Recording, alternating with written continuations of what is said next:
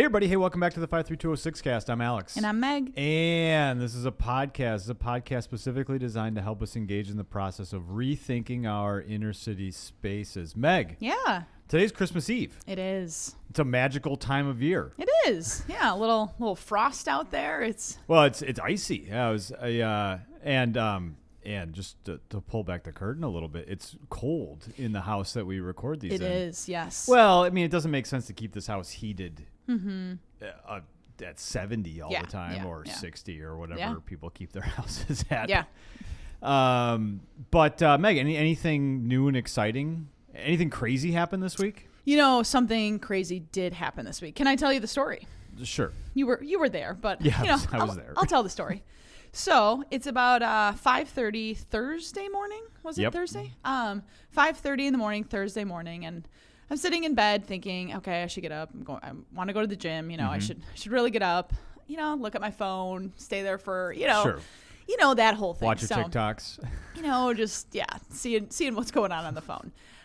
Then all of a sudden, I hear a very loud crash outside, and so I look out my window, and there is a car that is like. It's still spinning. I got out, I got up and I looked, and it was like the car was still spinning. And it had hit a few cars. I didn't know, but it had hit a few cars right in front of our house, one being mine. Yep. And it was, like I said, still spinning out, and it came to a stop. When it came to a stop, another car backed up. I don't know, to see if the other car was okay. I don't know exactly. But two people got out of the car who had hit the cars and ran down 8th Street. And so I called 911 sure, because there's a car running on 8th Street that is in the middle of the road that just that's hit a good thing to call 911 several for, cars. Still got my mouth guard in. I'm not thinking at all, just trying to tell the facts of what's going on. And 911, I feel like they answered right away. They were really great, but they asked a lot of questions, and I was like, I'm not outside. So I'm yelling at you. You ended up going outside. Sure. I had gotten up early that day. I was getting ready to go I was probably 2 minutes away from going for a run. Yeah. But I'm yelling at you out the window. You can't hear me. The 911 Well, I can't understand you because you have your mouth guard in. So I finally took the mouth guard off and just went downstairs and figured out, got the license plate number, got all this. But, I think that day, Thursday, I really had a lot of emotions. I had so many emotions about it that I ended up looking at the feelings wheel. Oh, okay. Yeah, feelings wheel's great. It's always a good thing because I feel like I was like mad that my car got smashed. I was. Yeah, for anybody that doesn't know, the feelings wheel, I don't even know where I saw this the first time, but it's a wheel. Yeah. And I think you can go to thefeelingswheel.com. Yeah. It's like a common thing that we Google would use at schools. Like you would hand a kid this wheel that had these different emotions in it, and then it helped them pinpoint the emotion that they were having. Yeah. Which then could help them kind of process through whatever their emotions were. And I it's think helpful. I recommend looking at it. And I think it's helpful when you have a lot of different feelings. I felt like, well, I'm thankful that I didn't really need my car, that day. I'm thankful that, sure. I feel like I just had a lot of feelings. So I was writing them down, and kind of as I was just thinking through, I just kept thinking about, the people who had stolen the car and that were running down 8th Street. And that, that was the second time I've seen somebody be in a hit, be in a stolen vehicle and run away from their vehicle. Sure. Didn't we just talk about this like a week ago? Probably. Because it happened on Thanksgiving. On Thanksgiving, we were watching a movie. Yeah. And we had just gotten the sound bar. Yes. And we were watching Independence Day. Yeah. And it wasn't sound effects from Independence Day. It was somebody smashed into the light pole across the street. I was thankful that they didn't hit the light pole. That made me choke. It was so funny. Thankful that, whatever. But, I think just as I was kind of thinking through these people who were running away from a stolen car, I had a lot of feelings towards that, that moment of seeing those people. And I just kept thinking this is their reality, and how far removed from that reality I am, Sure. How I would never be in a situation with the stolen car. And really, it really made me think of like, how am I responsible for that? Like, how am I, a citizen of Milwaukee, a citizen of, the United States of America? Like, what is my role in making that their reality? And so, like, I don't know. I just wanted to like talk through that with you. Well, I think what you're describing is collective responsibility versus like an independent level of responsibility. Yeah. Because like at the end of the day, like this person, they, these people, they stole a car, they ruined our neighbor's car. Yeah. They like did a pretty good amount of damage on our car. Like, how many people are in, like, money wise, like collectively, that's probably like, I don't know, I'm gonna guess like $100,000. Maybe. Yeah, maybe. With like the police stuff. Sure, it's a considerable amount of money. Yeah, wasted, and then there's like the people who it affected. It clearly affected. Like, I would assume that the car was totaled. The Kia that was stolen. Yeah. I would assume that was totaled. So like that would ruin someone's day. Right. I mean, like that'd be a bummer. I just feel like it affected so many different people. I can't imagine that the people who were driving were fine. Like they just got into like a huge car crash. Like, yeah, probably not. I know the last, the car crash that I saw the people leave, like they were very messed up. Yeah, it was like last summer, yeah. So like I just can't imagine, like the airbags went off. So like, again, like so many people were affected by this. I would say 10 people were affected by it. It was at least $100,000 in collective damage. So yeah, like there's a lot going on there. Well, yeah, and again, like what you're describing is, when something takes place like that, I mean, you can believe that both things are true at the same time. Yeah. And I know, like, a lot of times we're conditioned to just believe it to be one way, and either this is all collective responsibility or all this is all independent responsibility. Yeah. But I think that both of those things can and are true at the same time. Yeah. Like whoever, I'm assuming it's like I'm just going to say it's like a 18-year-old kid. Yeah. Because that kind of fits a profile of somebody that would do that, right? So like a younger person knows how to go and hotwire a Kia because those are notoriously easy to do. Takes it, drives around, whatever, is erratic in their driving to the point where they crash it. Like that person is very much responsible. Very much. If they hadn't been a part of the situation, that situation wouldn't have happened. Yeah. But if you were to then branch out a little bit and then say, okay, well, collective responsibility, like who else could be responsible? Let's throw Kia under the bus. Sure, yeah, because I mean, Kia knows that there's an issue with people being able to just start their cars very easily, which makes them a target for people to take. Yeah. Like, my truck, for example, if you don't have the key, you can't start it. But if you have a Kia, it's a USB. I've never easy. like looked at a YouTube video how to do it. Yeah, but there are YouTube videos out there on how to steal a Kia. But if like an 18-year-old can figure, I could figure it out if I really wanted to, right? So does that mean that I blame Kia for the inconvenience caused for our car, a car being damaged? I mean, I think the collective responsibility mindset does say like, well, okay, like, yeah, they are somewhat responsible. They have a percentage in there. Yeah, they're somewhat a percentage. And I also, I mean, I think you can even take it out onto a bigger level. Like we're producing 18-year-olds into the world that think that this is a good idea. Yeah. We're producing 18-year-olds that have the access to do this, don't have a better, when I say like a better option, like there's always a better option than going and stealing a car and driving it around. But that option is appealing, that the consequences of that action aren't really on a person's radar because they're not really thinking that anything negative is going to come of it, to the point where you would go and do it. Yeah. And I mean, if we've had 2 accidents in front of our house in the span of a month, I mean, that would make me think, okay, well, it's kind of an issue. Yeah. And if it's not an issue to the people that are doing it to the point where they're where they feel like there's at least some negative consequence, well, then they're going to go do it. So we've created a situation where kids think that that's a reasonable, and they have access to it, a reasonably, not appropriate, but like an attainable or an accessible thing to go do. And so they go and do it. Yeah. And, when I think about societal issues, I think about some of the other societal issues that we face as a country or a world. Like, for example, like if I had a house in California on the ocean, and the ocean has been, the coastline of the ocean has been deteriorated by global warming, and my house falls into the ocean. Yeah. Like, I mean, that happens sometimes. It's happening down in Kenosha, which is a suburb of, not necessarily a suburb of Milwaukee, but a large city between Milwaukee and Chicago.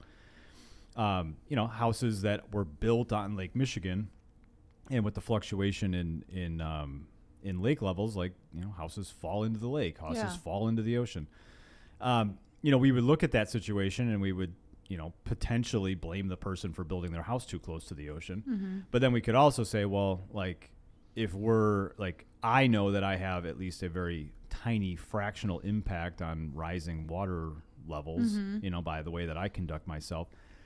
We would look at that situation and we would blame the larger societal impacts that we have on the world as part of the issue. And I don't think that, like, Meg, it took me a couple hours, but I finally boiled it down to, like, this was, like your car being damaged.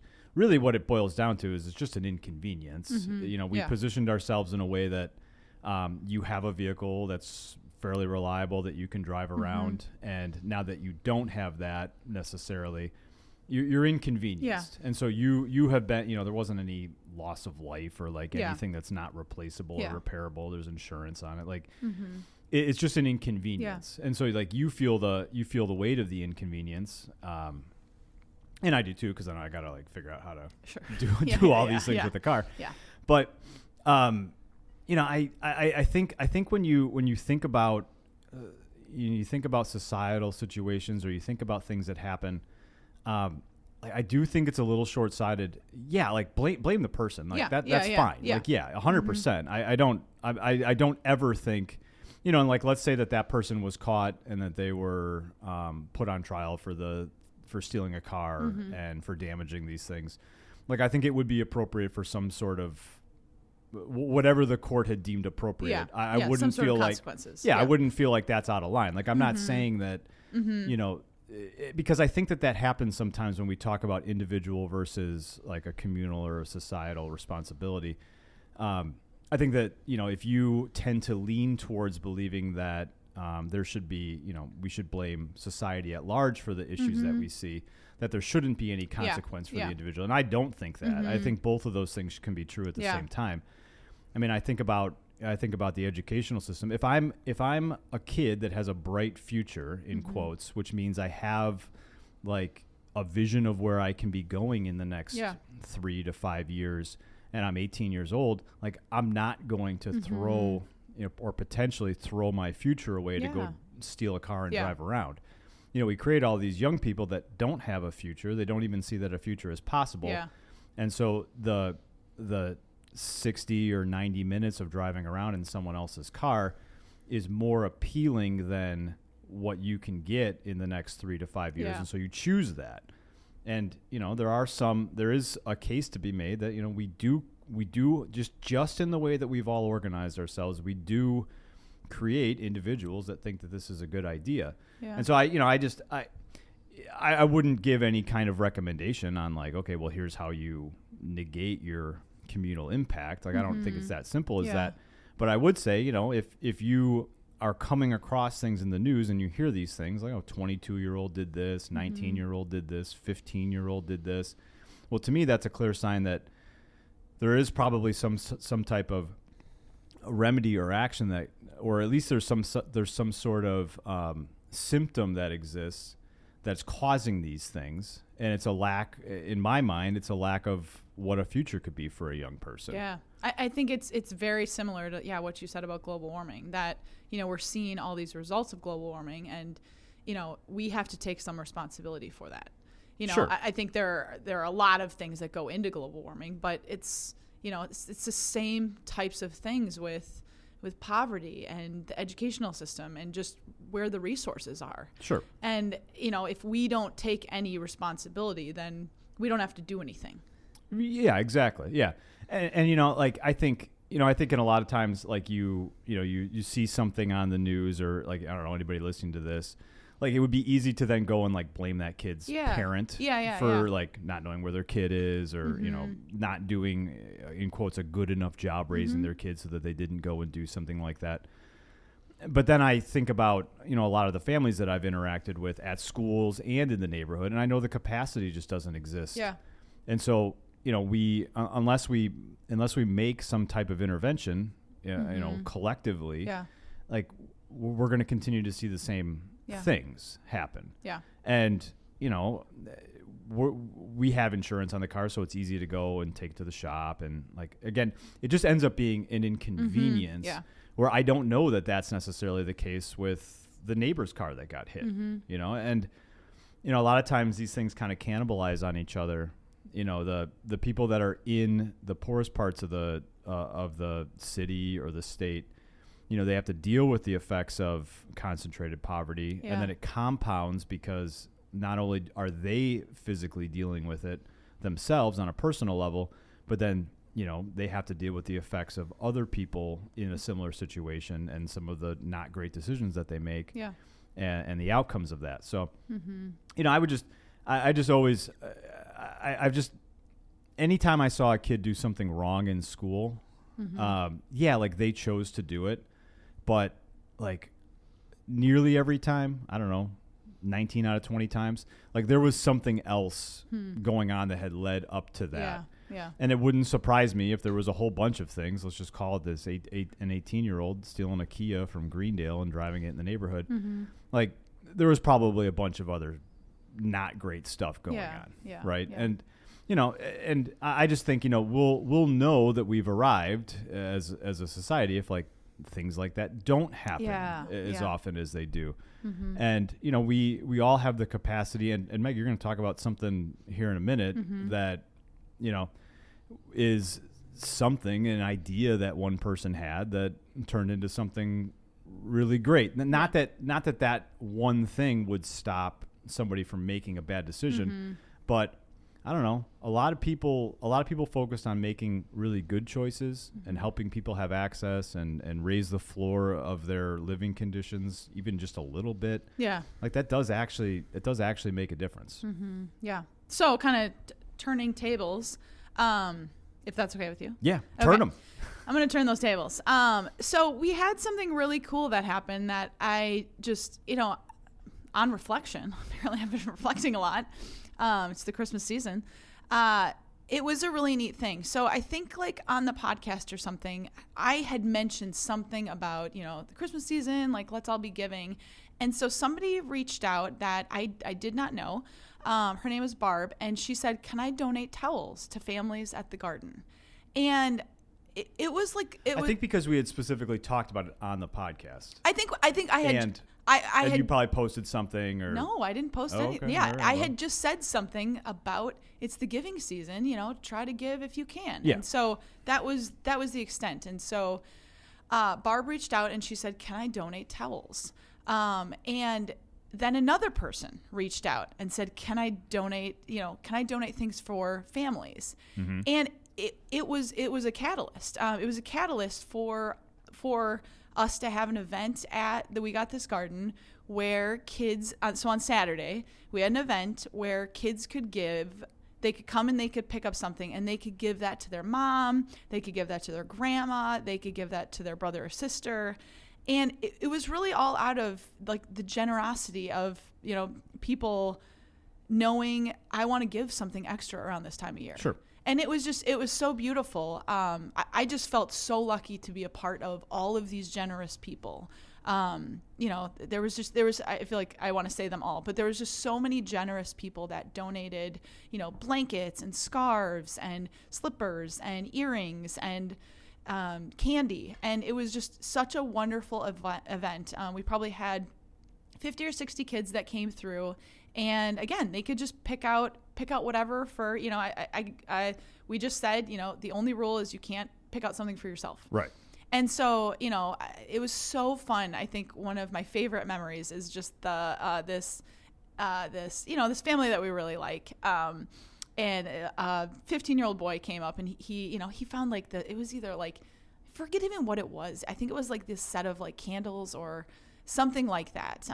Something that was like really pretty, and it was in like this cute little box. And he came up and he's like, my grandma would love this. Mm-hmm. And, I was like, great, put it, like wrap it up and get it all set to go. And so it was just, stuff like that, people coming up and saying, oh, this scarf would be my mom would love this scarf. And it was such a wonderful opportunity. And it just made me just thankful that there are so many generous people in Milwaukee that want to give some of their excess away. Yeah. And it was just, the invite went out to We Got This Kids. And I love anything that, first off, teaches the kid the value of hard work. Because I do think we still live in a society where if you are a hard worker and you show up on time and you put in an effort, that does pay off for you. I do believe that to be the case. And I do think that when you do that, you should get rewarded. Yeah. And I think one of the rewards of hard work is that you're able to spend some of that, whatever you've gotten from that work, on people that you care about. Yeah. And so I thought it was really cool that, okay, you've been a part of the garden, you've come here and you've worked, and now you have this opportunity to come and give something to a family member, that you didn't have to necessarily keep your $20 for. Like you could come in, and it was kind of like as a bonus, like, buy, because you didn't technically buy it. But you could come and get something for your mom, or like you said, for your grandma. Yeah. And I know that, when I'm tired because I've worked 14 days in a row or something, I love like going out and buying ice cream because I think, okay, well, like it's super fun to be able to spend some of this on the people that I care about and make a memory and do this thing and yada yada. So super cool. Yeah, it was just really wonderful event. And I think it just encouraged me that, like, if you have an idea and you want to, give something away or, do something like that. It just anybody can do anything good. Yeah. Yeah, I think are you done with that? Yeah. Table turn? Yeah. I think it would be a little short-sighted not to mention this. And I was trying to think, as you were talking, how I wanted to explain this. But so on the day that your car got hit, you had coordinated a gift giveaway just for We Got This Kids. Yeah. There's a company called Masterson Food that I think they make sprinkles for Culver's or something, is what I've heard. Yeah. Don't quote me on that. But they've been partnering with We Got This for the last three years. Which, by the way, if you know a business or an organization that wants to partner with We Got This, a couple of people, we posted online looking for some businesses to partner, either as financial partners or just partners in general. And one of the things that Masterson has decided is that they're going to partner to give Christmas gifts to kids from the garden. And so you were supposed to go pick those up the day. Yes, on Thursday. Yeah. On Thursday. And, we'd kind of reorganize our schedules because they give a lot of things. Yeah. And so we figured we needed at least my truck and possibly your car. It didn't really work out to take your car. Yeah. But so we knew we had that going on that day. And, that morning I had gotten up at 4, like I have, a lot of mornings to work on this book. Yeah. And so I had probably, I typically wake up, drink some coffee, start waking up, and then work on the book, right? And so that morning I had actually finished like the last edits on the last chapters of the book, right? The book Bad Neighborhoods, which can be found on any podcast feed. Yes. It's on a podcast feed for as long as until any publisher says that it can't be on a podcast feed. So it's on a podcast feed. It's free to listen to. All you got to do is go, just like you look at this podcast. It's called Bad Neighborhoods. You just find it. Yeah. Okay. But I had just finished it. Mm-hmm. Like literally 5 minutes before. Oh, wow. I heard the crash. The crash. Yeah. And Meg, I think when I think about an inconvenience or like it costs like the money for the deductible for the car. Yeah. So it's like some financial, like it costs some money, it costs some money and it's kind of like a thing that you weren't expecting to have happen. Mm-hmm. Certainly it's an inconvenience. I don't know. I think that it doesn't, when I think about the timing of that, I don't know. Yeah. There's just a part of me, and I know that you kind of think the same way, and there's just a part of me that thinks, I don't know, like when you're pushing against the direction of kind of the way things are going. Yeah, the world. Like it doesn't surprise me that, or I don't know, when you're like trying to go out and like you're just trying to do, like the whole point of writing that book was to change the narrative around inner cities. Yeah. It wouldn't surprise me if the number one thing keeping our neighborhood the way it is the way that people talk about it. Yeah. Because our thoughts dictate what we say, which actions. are tied to our actions. Yeah. Mm-hmm. It wouldn't surprise me if that's the thing that's keeping us, the number one thing holding us back. Yeah. And so the whole book is about changing that, just like this podcast is. Yeah. It's a bunch of stories about the neighborhood and the way that you and I have seen things and the way that systemic racism has played a role in creating our neighborhood to be the way that it is. And so, again, it just doesn't surprise me that, something happens kind of out of the blue, out of the ordinary. On the day that you're going to pick up these things, on the day that the book is done, basically. Yeah. It doesn't surprise me. And I don't know that it should surprise anybody that is trying to make the world the way that they want it to be. Yeah. Like, it isn't always sunshine and rainbows and great things happen. Yeah. Like, you should expect there to be things that come up that, when you really boil it down, are an inconvenience. But I mean, still, nobody likes to be inconvenienced. Yeah. Right. Yeah. And nobody likes to lose a reasonably sized chunk of money because of something that happened. Right. Yeah. And so, I think when you're thinking about, I guess we're kind of wrapping towards the end of the year here, and I'm big into 2025 goals, and I know, Meg, sometimes you're big into into goals. I waver. You go back and forth, which is great. If you believe, okay, I want to go impact the world. I want to go make it more like I think it should be, and the way that I'm hearing people say they want it to be. Sometimes things happen, and sometimes they go hand in hand with the good you put out into the world. Yeah. And I don't know why it's that way. But, I remember, like, we would take these mission trips and, like, I would get hurt. Remember, like, there was a the car. Or the car would get smashed again. Did it get smashed? Because we had to, like... There's lots.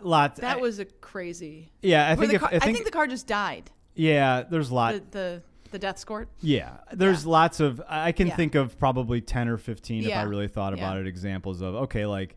There's this thing that you're trying to go do that you believe will be good for the world, and then something that you perceive as negative happens. Yeah, a bump in the road. Yeah, a little bump in the road. But that's okay. Yeah. Yeah, it's part of it. Yeah, it's part of it. Yeah. Yeah. It's just part of it. So, I guess, Meg, is there anything you we can wrap up here? Yeah, let's wrap up. Yeah. Is there anything you want to plug? I think just, like you can be the change you want to see in the world. And we just appreciate all of our listeners trying to be the change. So thank you. Yeah. All right. Well, thanks for listening. We will catch you next time. Bye. Bye.